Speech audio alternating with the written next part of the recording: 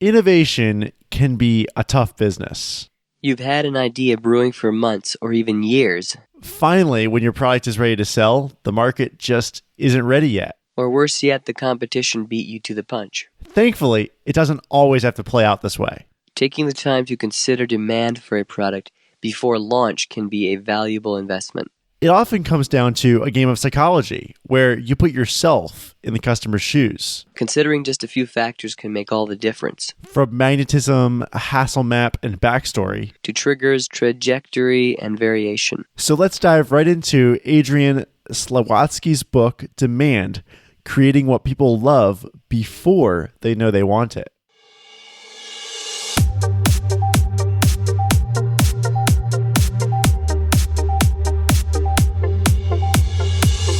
Welcome back. You're listening to Motivation Minute. We unravel the timeless truths in a stack of books you don't have time to read so that you don't have to.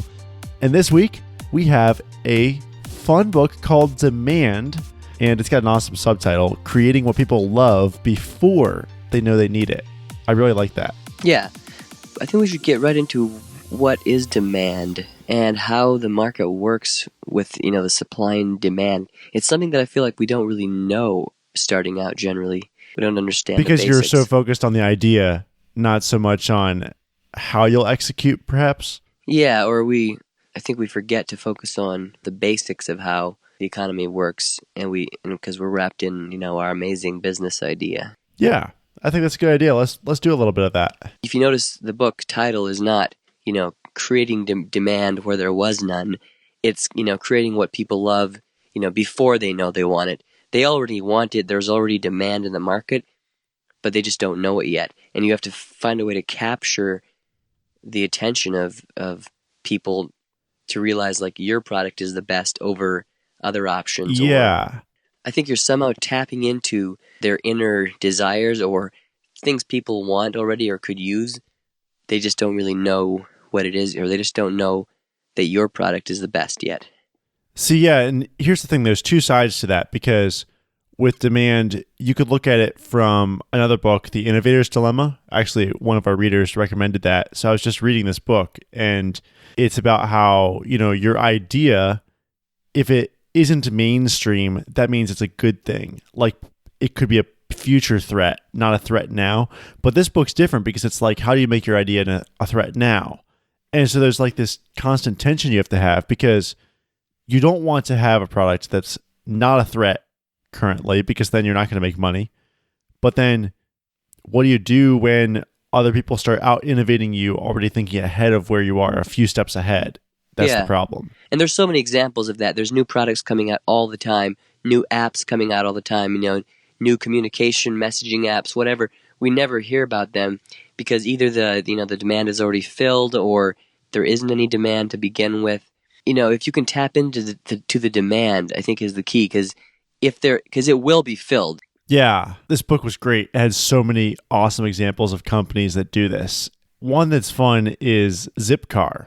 So, you ever driven a Zipcar? I haven't. So, I haven't either, but I've always been fascinated by their business model, because they put these cars out, and you literally take a card and you put it out on the car windshield, and you can check that car out for an hour or a day, and it's like Uber, but you drive the car. That kind of concept. That is really cool.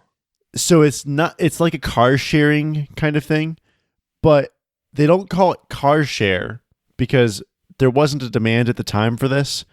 If they'd called it car share, people would have been like, I don't know. It's kind of a negative emotion that evokes. But instead they call it Zipcar to give you the freedom feeling. Like you can always have a car if you need it and get places.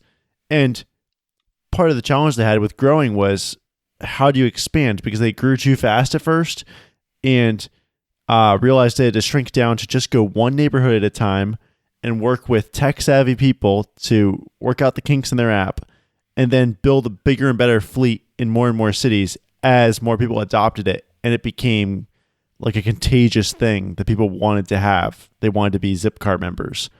And just an example, creating demand where it wasn't there. Sure. How that's possible. Wow. So people didn't realize that. I guess that would be very handy to be able to just go to a parking lot and, grab a car and leave without having to, go through the hassle of renting one or something. But I guess, or car insurance and owning a car, like if you don't want to go through that. Wow, that's a huge, that's a huge benefit. But I guess it's something that at first, if you don't know it exists and you don't know how powerful it is. And if there's not enough cars for you to actually have it be worthwhile, what's the point? Yeah. You could walk into Seattle and rent a Zipcar, then fly to New York and rent a Zipcar there because they're so widespread.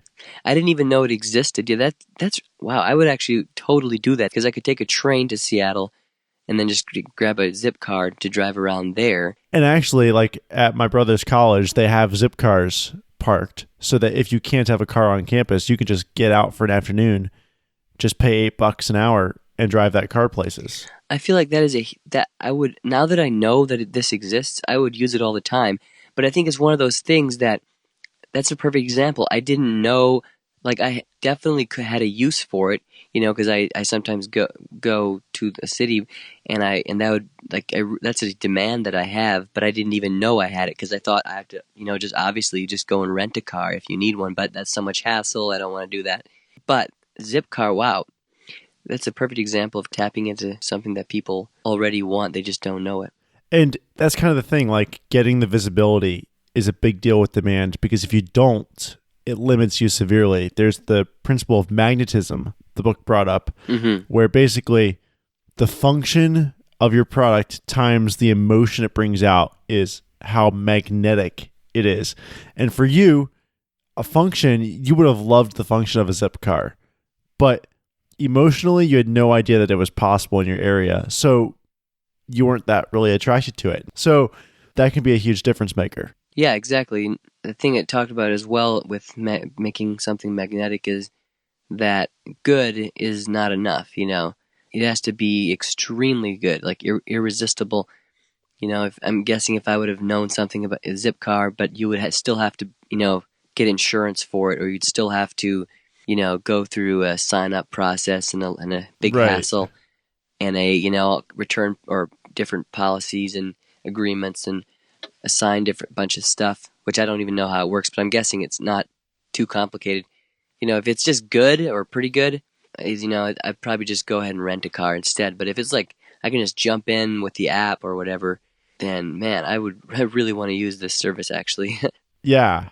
Another factor that can make a big difference with demand is variation. We kind of talked about this a little bit in the end of average when we talked about how like there's basically no average person. And this book brought it to the next level with how you serve customers that way. What I was impressed by was a story about the Eurostar, which is the train that goes through the Channel. I've never been on it, always dreamed about doing it. But see, it was an economic disaster at first, the book was saying, because they were not considering the target audience at first. But the moment they redesigned the whole fee structure to ride the train to be designed around business travelers and then leisure travelers second, like if they were going on an anniversary getaway to Paris or something, the moment they did that and upgraded the high-speed rail so that it was a shorter trip, the sales went through the roof after that. And they suddenly became profitable when they had not been before. And it was because they started thinking about who is our customer. And of course, you can't think about a customer as a generic person. It's a lot of different types of customers. Yeah. So they had to go through group by group and figure out who's the right fit. That's a perfect example because building something like a train, or people here talk about, oh, the product sells itself, or some products are so obvious. You think that, oh, it's a train. It's pretty obvious. You don't have to explain and go through some, emotional story or try to look at demographics. How do you, change your target audience with a train?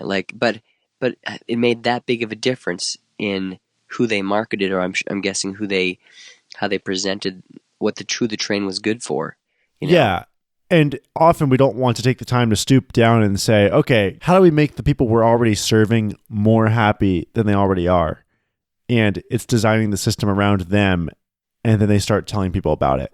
that's the thing with demand. Only certain people will actually want your product. Sometimes it's a broader range, or sometimes it's a very, very narrow range of people. Like super. So like, well, just a quick example. I had a friend who made turkey calls. So like, if you're hunting turkeys, you call the turkeys. For example, it was a great, and it was a really cool product.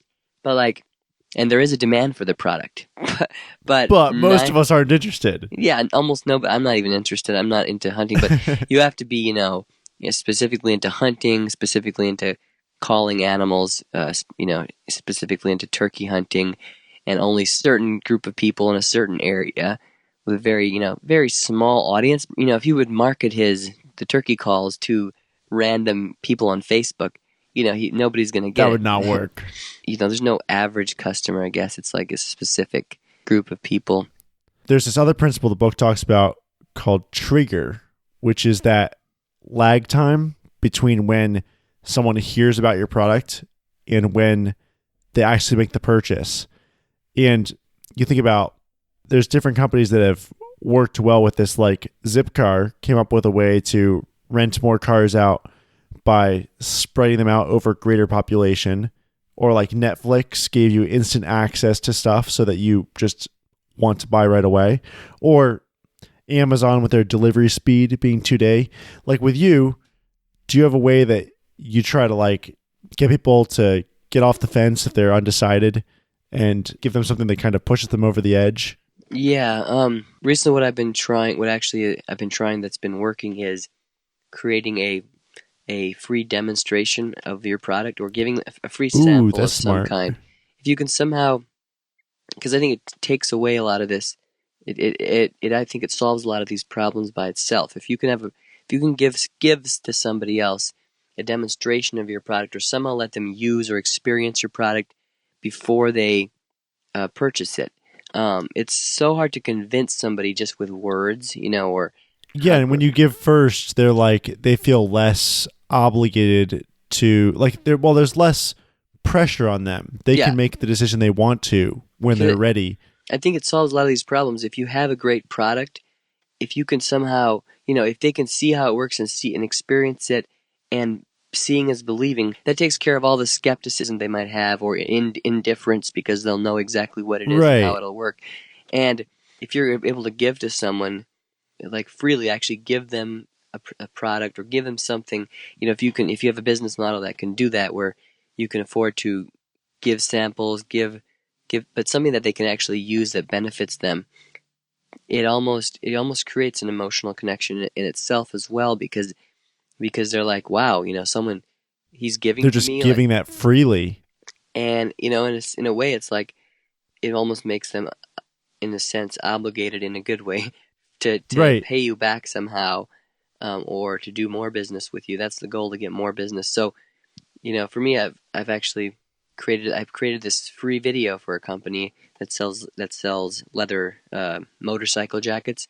Okay. And I went and I filmed this video with a friend, and it was pretty good quality, really good quality video.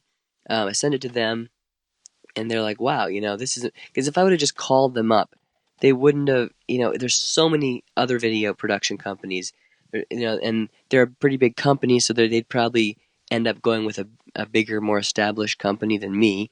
Right. So your strategy is show them something so that they lose that initial hurdle of, I wonder if he's a high quality product. They can see the quality right off the bat. Yeah, and it creates the demand for it. They see, wow, we need more of this. Because they already know probably that they'd want some professional videos, but which company do they choose from? It's and the moment they see what it actually looks like, it takes a lot of the mystery out of their head. Exactly. Yeah, and if it's good, if they can see it that it's very good quality, right? That too. And they're getting it for free. You're giving it to them. They even asked if they could pay me for it, basically, and which that speaks a lot. Yeah, so that's what I'm doing anyway, is trying something that's a different strategy, because, like we were saying, you can have a good product, but you have to actually create the demand for it, or show it to people and make them believe. You can't just, a product doesn't sell itself. I feel like the demand is separate from the product in a sense. You obviously have to know about the product before it can fill your demand. So, and you have to know about the demand before you can build your product. Exactly. In order to do that, you can't just create something. You have to, like this. That's what this whole book is about.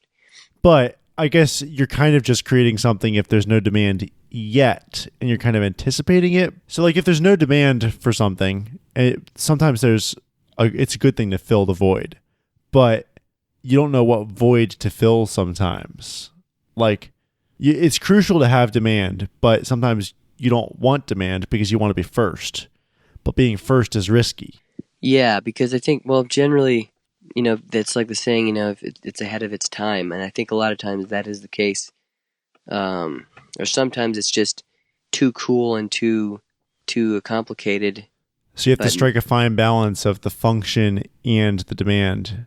Yeah, well, you have to have both. You have to have something that's very that's the hard part, because generally if it's something that's very functional, if it's something that's very needed for instance, then another company or someone else is going to have already supplied that demand.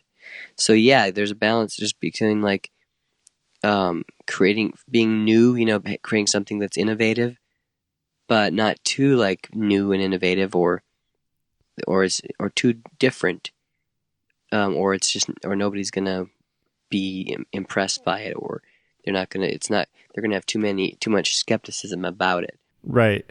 And on the innovation theme, that's something that this book talked about with trajectory, which essentially meaning continuous improvement. Now, that's a term that people throw around these days. Like in my office, a lot of people say, oh, we're continuously improving. Well, it's one thing to say you're continuously improving. It's another thing to actually do that effectively. But the book brought up this great example of a restaurant called Pret a Manager. I think that's what it's called. I've never heard of it until now. They create fast food, but a new take on it, where they take their pride in being clean as a store. And they're all focused on quality, freshness. They like I read a review that you crunch into your lettuce on your sandwich and it's same day lettuce that sandwich was made with. Like with fast food, you don't think of it that way, where you think corners are being cut. But at this restaurant, they try to shift the paradigm with how do we make things clean, which is like not what you associate with fast food restaurants. And then how do we make it fresh and fast food all at the same time? Yeah. I think that's pretty cool. And they review customer suggestions every morning, which people don't usually do. There's that box and you think, when do they ever read the suggestions? You don't usually drop a card in. Yeah, that's something that like I would almost have skepticism about, because it's like, is that even possible to have fast food that's also, legitimately actually good? Or which would raise the demand, because you think of all the fast food people who would love to have a clean fast food place that don't even realize they'd like that yet. Exactly, yeah. If it was available, then man, I would love it. It's like, why not? Yeah. But it's like, oh, it's going to be too expensive, or it's not really going to be that healthy at the in the end, or it's a lot of skepticism but they're creating something that's very innovative, but there is that demand right now for, clean food, or it's becoming more of a trend, healthy food. Hey, so we hope you enjoyed this week's book, Demand. We'll have a book like this posted every week if you just tap the subscribe button if you haven't already. We have a survey out. We love getting your book suggestions. Just go to motivationminute.com and tap that survey button. And we'd love to hear the books that you want to hear in the coming weeks on the podcast. Definitely. And you can also leave a review on our iTunes page. That would really help us out. We appreciate any reviews that we can get. And you also get a chance to win a free book if you leave a review. That's right. So thanks, guys, for listening. And we'll see you next week.